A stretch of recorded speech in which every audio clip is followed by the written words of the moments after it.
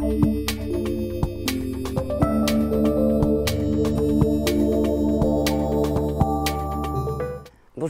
je suis Sybille de Villeneuve, je suis associée chez Megalo et compagnie, qui est une agence de communication spécialisée dans le digital, et je suis en charge des RP et de l'e-influence. Et ici, je représente la société Corio, pour laquelle on établit la stratégie média.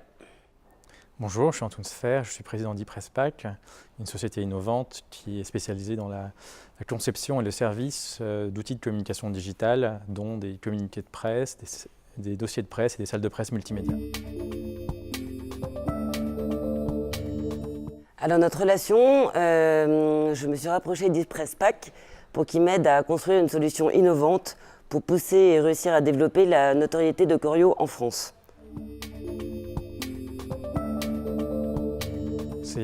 Ça a commencé par une rencontre chez Megalo et ensuite plusieurs discussions, la découverte des besoins de Corio et une offre de solutions servicées adaptées. Et e-Presspack nous a aidé à construire une solution sur mesure pour Corio qui avait un enjeu double, c'est-à-dire qu'ils adressaient à la fois une cible B2B et une cible B2C.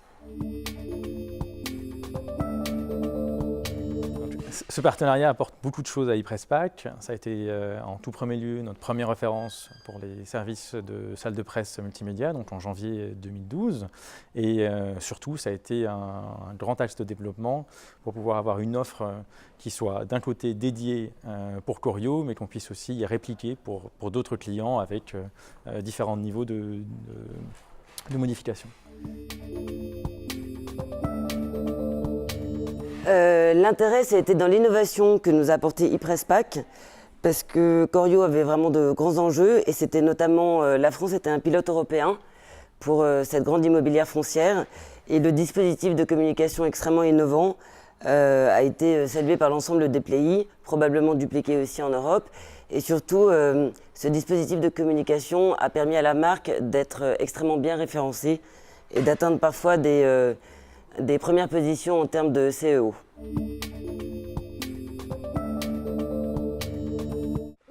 Beaucoup de franchise, de l'humain et une volonté de s'adapter et de travailler ensemble en allant dans la même direction. Et moi j'ajouterais aussi de la confiance et de la transparence.